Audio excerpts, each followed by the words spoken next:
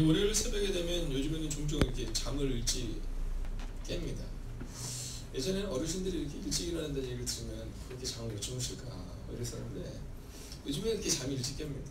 오늘도 새벽에 1시쯤 이제 잠을 깼어요.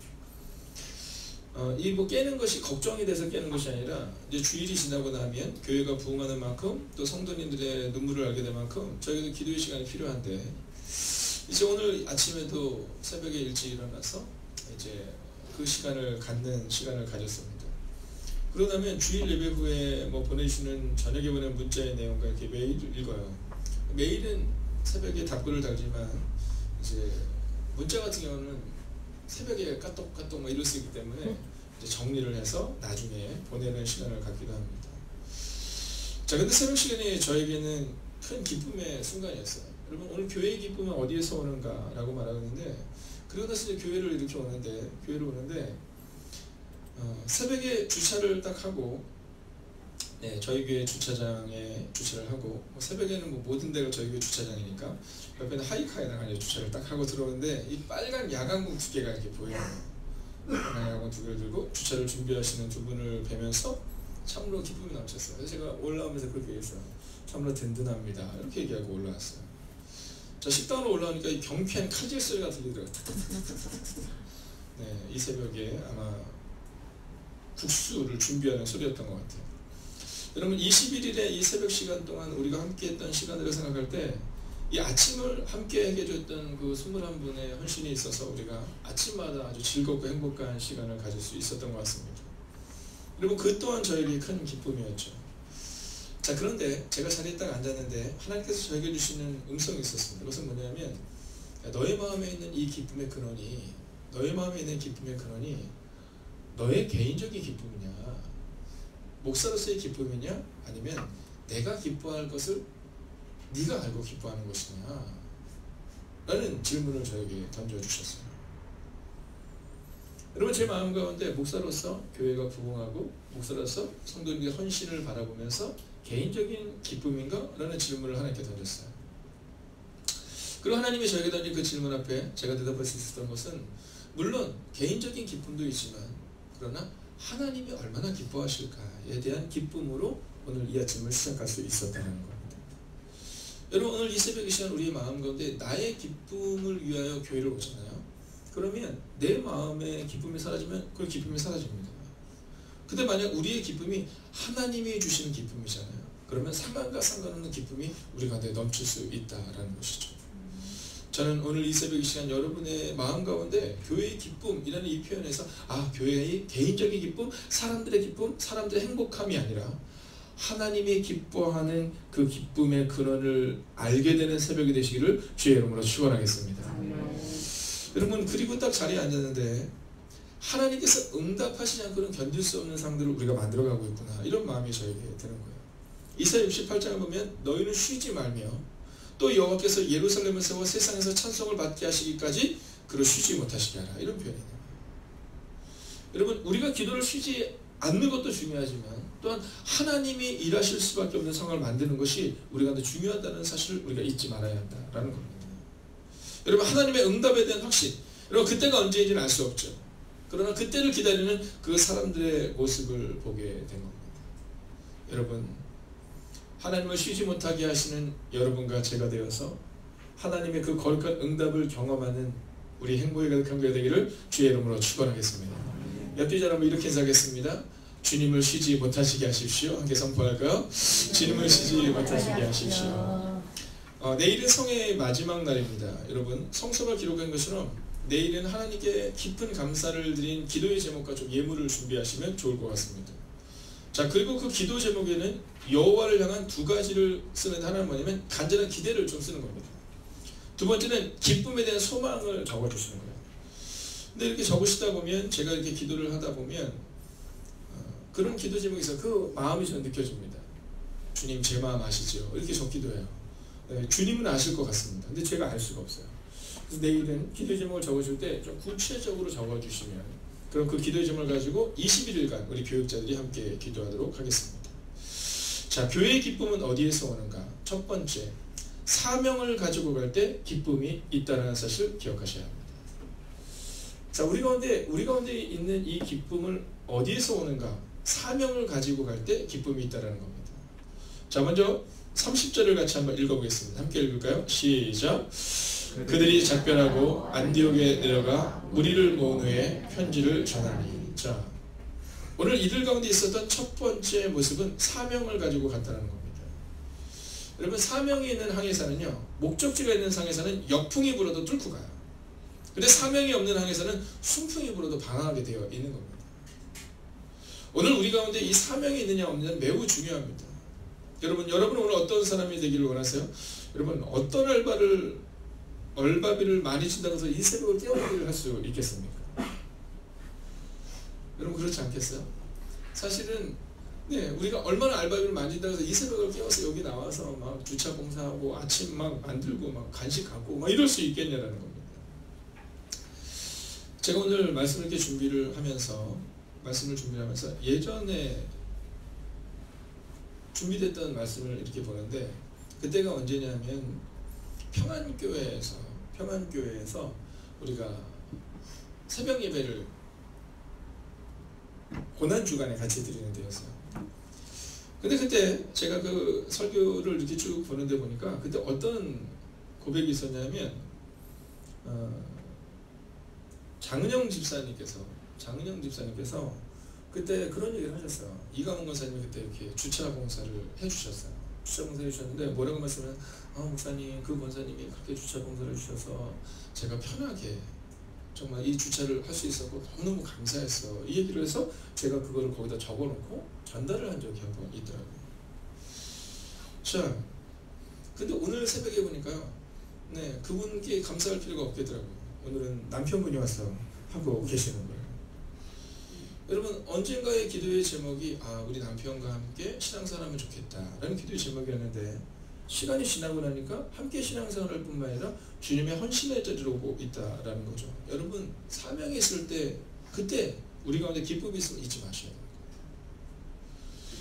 우리 가운데 있을 때 사명이 없으면 그럼 방황하게 되어 있습니다. 사명이 없으면 방황하게 되어 있습니다. 여러분, 교회가 커진다고 해서 좋은 게 아닙니다. 교회가 커지긴 했는데 사명을 잃어버려요. 여러분, 하나님께서 우리 가운데 주시는 그릇의 크기라는 게 있습니다. 그릇의 크기라는 게. 자, 옆에 있는 분에게 한번 이렇게 인사하면 좋겠어요. 자, 옆에 있는 사람에게 잠도 깨울 겸해서 이렇게 한번 인사해주세요. 큰 그릇 되시기 바랍니다. 함께 인사할까요? 큰 그릇 되시기 바랍니다. 여러분, 사람에게는 이제 다 그릇의 크기가 있어요. 제가 어렸을 때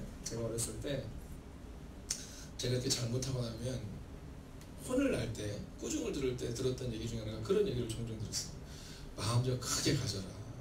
넌 무슨 애가 그렇게 마음이 쫌팽이 같니? 이 쫌팽이가 뭔지 아세요? 성경아, 쫌팽이가 뭔지 알아? 잘 모르지. 사실 목사님도 잘 몰라. 나 하여간 나쁜 의미라는 건 알아. 넌 어쩜 이렇게 마음이 쫌팽이 같니? 마음을 크게 가져야, 네가 마음을 크게 가져야 큰 사람이 될 수 있다. 이런 얘기를 했었어요. 여러분, 마음이 자꾸 작아지는 이유는 뭐냐 하면 사명이 없기 때문인 것 같아요. 사명이 있으면 그 사명을 향해서 달려가는데, 사명이 없다 보니까 나중심적인 삶을 자꾸 사는 겁니다. 내가 중요한 거예요. 내가 중요하고, 내가 인정받아야 되고, 내가 중요한 겁니다. 내 가족이 중요하고, 내 교인이 중요하고, 아니요. 우리 가운데 중요한 것은 내 가족, 내 교인이 아니라 바로 주님의 사명을 기뻐할 수 있어야 됩니다. 오늘 그들이 작별하고 안디옥에 내려가는 이때 이들 가운데 기쁨이 있을 수 있었던 이유는 이들이 사명을 가지고 갔다라는 겁니다. 사명. 여러분, 40년의 왕자의 삶을 살았던 게 모세거든요. 근데 이 모세에게 40년이 지난 다음에 환란이 있었어요. 그리고 40년의 광야 생활이 있습니다. 여러분, 80년의 시간이 있는데 성경을 자세히 보면 그 80년의 시간 가운데 모세가 기쁨이 되었더라, 이런 표현을 쓰고 있잖아요. 여러분, 상황이 중요한 게 아니라는 겁니다.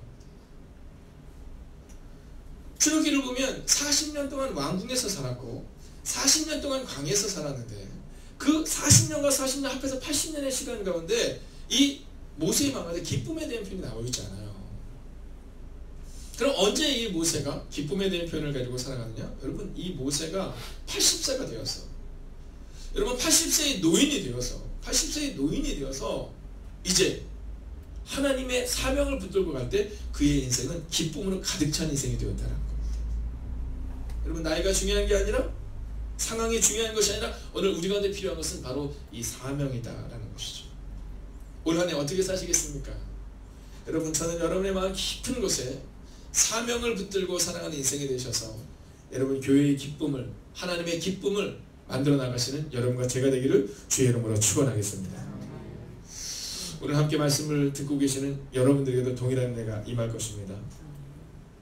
자, 두 번째는요. 선명한 기준이 있을 때 기쁨이 있을 수 있다는 겁니다. 선명한 기준. 자, 오늘 30절을 보면 그들이 작별하고 안디옥에 내려가 무리를 모은 후에 편지를 전하니 이렇게 말하거든요. 자, 오늘 그들 가운데 있었던 기쁨은 뭐냐면요. 이 편지 때문에 기쁨이 있었다는 겁니다. 이 편지가 뭐예요? 선명한 기준인 겁니다. 여러분 안디옥 교회에 어떤 사람들이 내려와서 이게 옳다 저게 옳다 막 이런 일들이 일어나다 보니까 교회가 문제가 있고 시끄러운 상황이 발생이 된 거예요. 자, 근데 그때 예루살렘 교회가 그들 가운데 너희가 해서는 안 되는 것과 해야 할 것들에 대한 분명한 기준을 보내죠. 근데 그 선명한 기준이 딱 내려가게 되니까 그들한테 기쁨이 있었다라는 겁니다. 여러분 어떻습니까? 선명한 기준이 우리 가운데 필요하다는 거예요. 선명한 기준. 제가 이번에 지난주에 저에게 오셨던 조인희 목사님, 원로 목사님의 얘기를 들으니까 작년에 성경을 몇 번 읽었다는 하면 16번 읽으셨대요. 네, 지금 90세신데 16번 읽으셨는데 근데 성경을 읽을 때 어떻게 했냐면 서서 읽으신대요. 네, 나이가 드시니까 자꾸 졸음도 오고 그러셔서 서서 읽으신대요. 16번이래요. 영민 가사님아 16번이래요. 우리는 어떻게 해야 되니? 네, 저는 그 얘기를 듣는데 너무너무 부끄러운 거야. 나 어떻게 해야 되나? 나 뭘 어떻게 읽어야 되나? 여러분 90세가 됐는데도 불구하고 선명한 기준이 필요한 거예요. 선명한 기준. 말씀 앞에 서지 않으면 자꾸 넘어지기 때문에 그 선명한 기준을 가지고 살아가겠다는 마음의 결단이 필요했다는 거죠. 오늘 우리 가운데도 바로 이 선명한 기준이 필요합니다. 여러분 우리가 왜 가정을 세울 수 없냐? 선명한 기준이 성경에서 나오지 않기 때문에. 우리가 자녀들을 양육할 때 왜 자녀들의 양육이 어려울까? 여러분 선명한 기준을 성경에서 찾지 않기 때문이다. 왜 교회가 조금 잘 되는 쓰다가 어려워지고 잘 되는 데서 어려워지고 그걸 계속해서 벗어나지 못할까? 여러분 단순한 명령입니다. 선명한 기준이 없기 때문인 겁니다. 저는 올 한 해 우리 부모님들 마음 가운데 자녀들에게 오직 선명한 기준 성경을 전해주는 부모가 되시기를 주의 이름으로 축원하겠습니다. 제가 부모님들을 위해서 했는데 성경의 기준이 크게 안 일어나서 한 번 더 할까요? 자, 우리 아이들도 청년들도 말씀을 굳건히 붙들고 선명한 기준을 삼기를 주의 이름으로 축원하겠습니다. 여러분 우리 가운데 바로 그게 필요하다는 거죠. 선명한 기준. 자, 이 바울의 인생 가운데서 여러분 가장 슬펐을 때가 언제일 것 같습니까? 바울의 인생가 있을 때. 제가 성경의 인지를 보니까 아이들이 너무 예쁜데 막 이렇게 눈을 막 계속 비비는 거예요. 그리고 막 눈을 막 이렇게 막 뜨고 있어요. 이거 졸립다라는 표현일 거예요. 얼마나 예뻐요. 사실 이 새벽에 여러분 저 아이들이 새벽에 4시 한 반쯤에 일어나서 왔다는 거면요 우리 집은 한 새벽 한 2시쯤 일어나서 온 거랑 똑같거든요. 여러분 선명한 기준을 집중하셔야 돼요. 저 아이들도 막 지금 말씀을 듣기 위해서 막 눈 비비고 막 있고 있는데 여러분 우리는 어떠한 태도를 가져야 될까? 다시 한번 점검하셔야 합니다. 여러분 바울의 인생 가운데서 가장 슬펐던 순간이 언제일까요? 언제일 것 같아요? 저는 바울의 목회의 인생 가운데서 가장 슬펐던 장면은 바로 이 장면이라고 생각합니다. 사도행전 15장의 장면. 다윗이 고백하는 것처럼 내가 사망의 음침한 골짜기로 다닐지라도 해를 두려워하지 않을 것은 주께서 나와 함께 하시기 때문이라 라는 고백처럼 여러분 이 바울에게 있어서 이방 선교를 할 때 돌에 맞는 것, 이방 선교 가운데 죽음의 위협에 처하는 것 이런 거는 문제가 아니었을 거예요. 이 바울에게 있어서 가장 마음이 아팠을 때가 언제 됐을까? 여러분 이 바울을 생각해 보세요. 이 바울이 엄청 우리로 치면 완전 수지였던 사람이에요. 그 당시에 가말리엘의 문화에서 배웠다. 이 얘기는 뭐냐면 뭐 지구로 치면 세계 최고의 대학이라고 하는 하버드 대학 정도에서 배웠다. 뭐 이 정도의 고백이 나올 수 있는 거거든요. 그 정도에서 배웠기 때문에 그가 배우고 있는 그대로 삶을 실천했던 사람이에요. 여러분 성경에 보면 그를 경건한 이런 표현을 쓰고 있습니다. 여러분 하나님의 최선을 다했던 사람이에요. 근데 선명한 기준이 되게 없었던 거예요. 예수님을 만나본 적이 없었던 거예요. 여러분 열심히 있는 것을 너무 자랑하지 마십시오. 열심히 있어도 예수님이었으면 그 열심이 예수님을 어렵게 만들 수도 있다는 겁니다. 이 바울이 그런 거예요. 바울이 열심히 살았는데 하나님과 뜻과 반대되는 삶을 사는 거죠. 자, 그러다가 그가 다메섹에서 예수님을 인격적으로 만납니다. 여러분 그때 마음이 어땠을까요? 아마 모르긴 해도 그때 그 마음 가운데 그 지나온 세월에 대한 부끄러움과 안타까움을 해서 그는요 엄청 많이 슬퍼했을 것 같아요. 자, 그리고 나서 그 복음을 딱 전하는 건데 사람은 믿어주질 않아요. 믿어주질 않아요. 유대인들은 뭐라 하냐면 저 바울 저 배신자를 잡아 죽여야 된다 이렇게 말하고, 그리스도인들은 믿을 수 없다 이렇게 말하는 거예요. 그래서 이 바울이 어디도 낄 수 없는 상황이 된 거예요. 어디도 낄 수 없는 상황. 여러분 이때가 제일 힘들 때가 아니겠습니까? 저는 오늘 여러분에게 믿음으로 선포합니다. 여러분 올 한 해 살아갈 때 끼어서 살아가지 마세요. 끼어서. 네. 교회는 가야 될 것 같은데 세상에도 있어야 될 것 같고 술자리도 가야 될 것 같은데 또 말씀에도 있어야 될 것 같고, 여러분 끼어서 살아가지 마세요. 그냥 마음을 딱 정하세요. 마음을 딱 정하셔서 올 한 해는 내가 하나님을 위해서 살아겠다 이렇게 마음을 정하셔야 돼요. 여러분 이 바울에게서 참 힘든 시간을 바로 이때였을 거예요. 예수님을 인격적으로 만나서 예수를 위해서 사랑한다고 말하지만 유대인들은 이 바울을 잡아 죽이려고 하고 배신자라고 하고, 그리스도인들은 이 바울을 믿지 못하는 낀 세대 가운데 살아가고 있었다는 거죠. 여러분 그때 이 바울을 픽한 사람이 누구예요? 네, 바나바인 거예요. 여러분 사도행전에 보면 이 바나바와 함께 안디옥으로 갔는데요, 거기서 놀라운 일이 발생합니다. 여러분 이 바울이 얼마나 가르침에 대한 열망이 있었겠어요?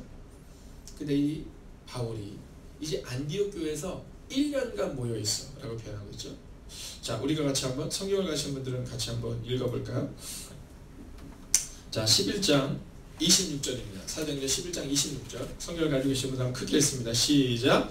만남에 안디옥에 데리고 와서 둘이 교회에 1년간 모여있어 큰 무리를 가르쳤고, 제자들이 안디옥에서 비로소 그리스도인이라 일컬음을 받게 되었더라. 아멘. 여러분 이때 이 바울의 마음이 어땠을까 한번 상상해 보세요.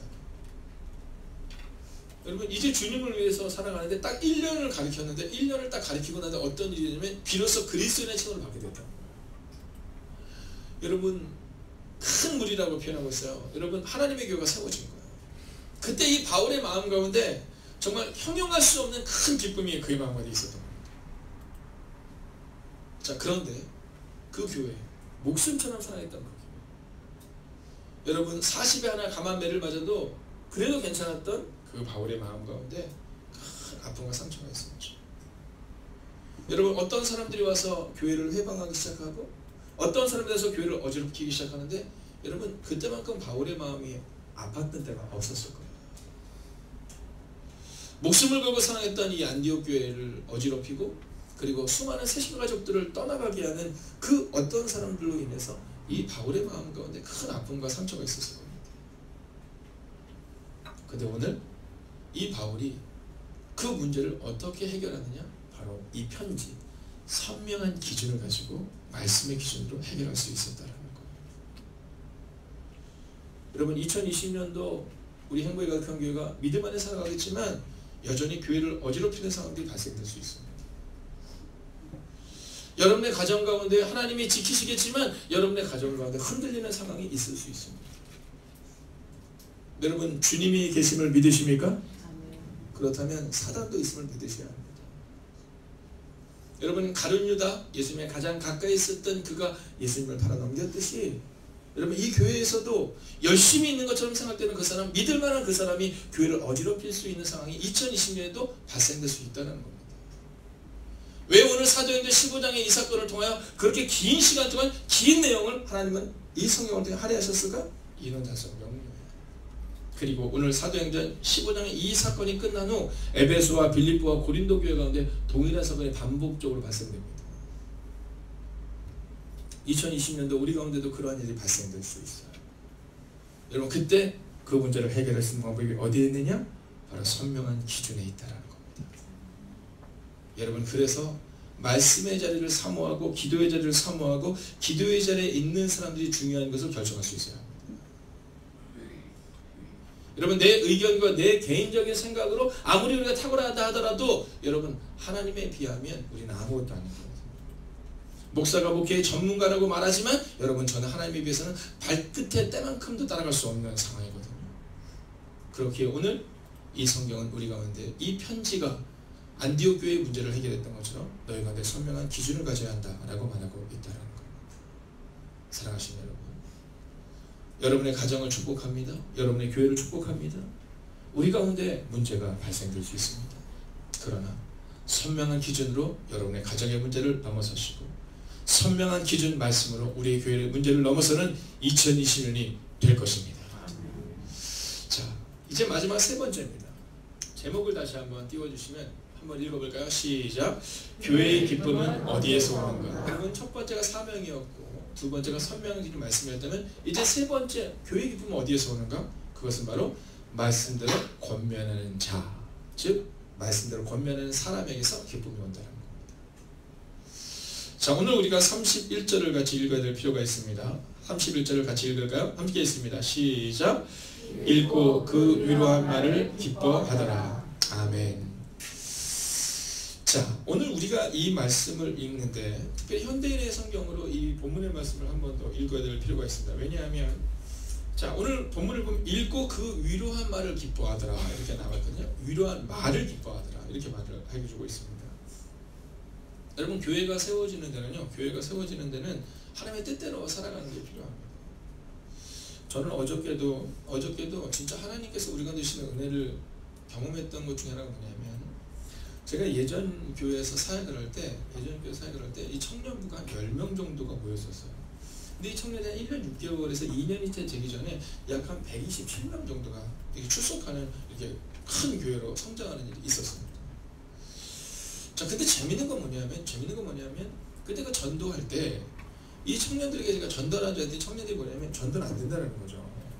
이 시대 무슨 노방전도가 무슨 의미가 있냐는 겁니다. 무슨 전도에서 뭐 일이 나타나겠냐라는 마음이 그들 가운데 있는 거예요. 왜냐하면 계속 교회가 줄었으니까. 여러분 지금 한국 교회에서 가장 큰 문제는 뭐냐면 30대 40대 청장년 그룹이 없다는 겁니다. 여러분 공동화 현상이라고 들어보셨죠? 지금 한국 교회에 30대 40대가 없습니다.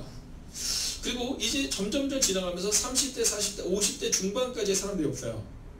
이게 공동화 현상이라고 이야기합니다.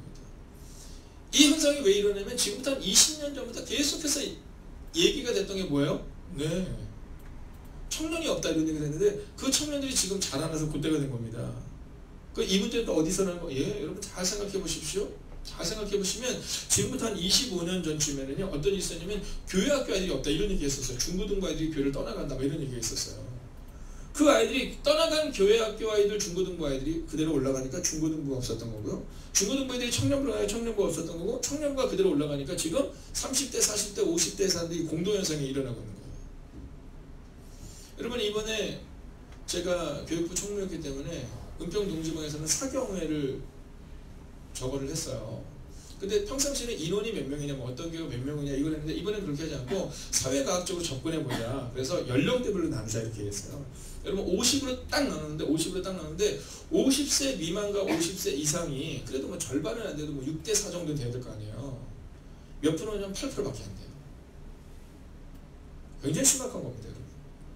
여러분 우리 교회는요 제가 볼 때 정말 건강하죠. 왜냐면 어르신들이 뭐 한 15% 또 중간 세대가 뭐 15% 또 뭐 3, 4대가 15% 우리 중고등부 15% 청년부 15% 뭐 이 정도로 이렇게 되는데 근데 그걸 딱 해보니까 7%에서 8%밖에 안 돼요. 네, 이건 굉장히 심각한 상황 앞에 우리가 직면해 있는 겁니다. 근데 그 이유는요 오늘 있었던 게 아니에요. 오늘 있었던 게 아니에요. 이건 몇 년 전부터 계속해서 내려왔던 상황이라는 겁니다. 지금부터 30년 전부터 문제가 발생해서 그 30년 전의 문제가 지금 우리 가운데 그대로 계승되고 전승되고 있다는 거죠. 여러분 오늘 우리에게 있어서 필요한 것은 뭐냐면 오늘 우리의 삶이 곧 내일의 삶임을 기억하셔야 돼요. 근데 어저께 제 마음 가운데 어떤 일이 있었냐면 그 교회에서 이제 전도를 이렇게 하는데 노방전도를 나가는데 이 노방전도를 나가게 된 계기가 어디냐면 그 당시에 어르신들의 전도였어요. 어르신들의 전도. 네. 60대, 70대, 80대 먹으시는 어르신들의 그 전도하는 그 뒷모습을 보면서 청년들이 전도를 시작했는데 여러분 하나님은 놀라보세요. 전도를 시작하자마자 하나님이 일하실 것이 아니라 전도를 시작했는데도 불구하고 1년 동안 별로 변화가 없더라고요. 교회도 부흥하지 않은 것 같고. 근데 여러분 6개월에서 1년은 그 짧은 시간에 하나님이 딱 부어주시는데 여러분 그 당시 한 300명 정도가 전도가 됩니다. 여러분 10명 정도의 청년들이 있었는데 여러분 6개월에서 한 1년 사이에 하나님께서 부어주시는 데가 약 한 300명 정도가 전도가 된 거고요. 그 중에서 최소한 100명에서 한 150명이 등록을 하게 된 거예요. 자, 근데 그 이유가 어디 있었을까? 그냥 말씀대로 사는 어른들이 있었기 때문이라는 거예요. 어른들의 뒷모습을 보고 우리도 하자 이렇게 이야기를 하자고 그리고 그 일들이 일어났다는 거죠. 여러분 어떻습니까? 여러분은 지금 어떤 자입니까? 여러분 그 당시 성민교회라는 교회의 어르신들은 뭐 말씀이 별로 없으셨어요. 참 말씀들이 없었어요. 이게 좋다 저게 좋다 그런 말씀도 하셨어요. 늘 그 전에 있는 계셨던 분들인데 그분들의 그 뒷모습을 통해서 청년들에게 놀라운 일이 일어나게 된 거죠. 여러분 말씀대로 살아가는 건 이렇게 중요한 겁니다. 어저께 저희 교회에 처음 와서 예배를 드린 부부가 저 뒤에 앉아 있었어요. 아이를 한 명 데리고 왔죠. 로아라는 아이를 데리고 왔죠. 제가 어저께도 오후 예배 때 한번 말씀드렸지만 이 로아라는 아이를 데리고 왔는데 이분들이 어디서 왔냐면 말레이시아에서 말레이시아 여행을 갔는데 말레이시아 여행을 갔다가 거기서 우연히 저희가 함께 사역하는 권민철 목사님이라는 분을 만나게 된 거예요. 근데 그분을 만나서 3시간 얘기했답니다. 3시간. 근데 그 3시간 동안에 이 젊은 부부의 마음을 갖는데 이 목사님이 참 좋은 분이다 라는 마음을 갖게 되었고 그리고 이사를 이쪽으로 오게 되었는데 지난 5월에 이사를 왔답니다. 이사를 오게 되었는데 이사를 왔다는 얘기를 듣고 그러면 감리교를 찾고 있다 그랬더니 그러면 그 교회 가면 좋은 교회 가야 돼 이렇게 얘기를 한 거예요. 그러니까 그분들이 한국으로 오셔서 이제 해외에 출장이 있어서 길게 나가셨다가 다시 돌아오셔서 일단 홈페이지를 확인을 하셨겠죠. 그 홈페이지를 보고 교회가 어디 있나 어떤 상황인가를 이렇게 본 겁니다. 여러분 참 신기하지 않아요? 지금부터 5년 전에 저희가 말레이시아 선교를 갔을 때 그 권민철 목사님을 정말 전심으로 섬겼던 기억이 나요. 또 권민철 목사님 저희를 전심으로 섬겼죠. 양계교회가 정말 전심으로 섬기면서 그때 뭐라 그랬냐면 그분이 저한테 이렇게 하셨어요. 목사님 혹시 말레이시아로 들어온 사람이 있으면 그러면요 우리 교회를 얘기해 주세요. 그리고 그분이 그러더라고요. 그리고 저는 목사님이 좋은 분인 걸 아니까 제가 말레이시아에서 한국으로 들어간 사람이 있으면 목사님한테 말씀을 드릴게요. 여러분 이 확률이 얼마나 될 것 같습니까? 말레이시아에 있는 교인들이 저희 나라에 들어오고 저희 교회로 올 수 있는 확률 여러분 제가 볼 때는 10,000분의 1도 안 되지 않겠습니까? 근데 어저께 정말 그 일이 일어난 거죠. 근데 그분이 뭐라고 하냐면 이렇게 얘기했어요. 권민철 목사님께서 행복이 가득한 교회에 대해서 말로 권면해 주시는데 가봐야겠다라는 마음을 갖게 되더라고요. 여러분 누군가를 만나서 그 사람의 말을 들었을 때 막 가슴이 떨리는 그런 사람이 되어야 한다는 거예요. 현대인 성경으로 같이 읽어볼까요? 함께 읽습니다. 시작. 그러자 사람들은 그 편지에 실린 격려의 말을 읽고 기뻐하였다. 할렐루야. 여러분 격려의 말을 읽고 기뻐하였다. 왜 여호수아가 세워질 수 있었을까? 모세가 있었기 때문입니다. 어떻게 엘리사 선지자가 위대한 선지자가 될 수 있었을까? 엘리야가 있었기 때문인 겁니다. 여러분 저는 오늘 여러분의 마음 가운데 여러분의 삶 가운데 여러분의 가정 가운데 여러분의 교회 가운데 격려의 말을 줄 수 있는 교회를 견고하게 세우는 그 한 사람이 되시기를 주의 이름으로 축원하겠습니다. 자녀들에게 바로 이 말씀의 말을 줘야 합니다. 여러분 함부로 말하는 것이 아닙니다. 넌 안 될 거야 라고 함부로 말하는 것도 아닙니다. 여러분 교회에 대해서 함부로 말하는 게 아닙니다. 오직 말씀의 말을 우리 자녀들에게 계승하고 전승해야 합니다. 여러분 이전까지 그렇게 하지 못하셨다면 오늘부터 그렇게 하시면 됩니다. 여러분 우리가 우리의 자녀들과 함께 가정에서 이야기를 할 때 어떤 말을 가장 많이 하셨습니까? 오늘 점검해 보십시오. 혹시 여러분의 가정들에게 여러분의 자녀들에게 여러분은 혹시라도 여러분의 마음 가운데 교회가 어떻고 문제가 어떻고 장로가 어떻고 권소가 어떻고 집사가 어떻고 이런 말을 혹시 하진 않으셨습니까?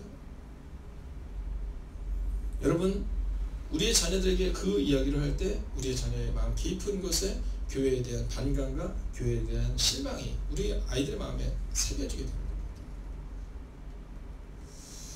혹시 여러분 가운데 여러분의 남편을 향해 여러분의 아내를 향해 여러분의 자녀들에게 함부로 말하지 않으셨습니까? 네 아빠가 원래 그래? 여러분 아빠도 원래 그렇지 않습니까? 근데 우리는 종종 그런 얘기를 할 때가 있습니다. 어쩔 때는 네 엄마가 하는 일이 다 그렇지 뭐 라는 얘기를 할 때가 있습니다. 여러분, 우리 어머니도 그렇지 않습니다.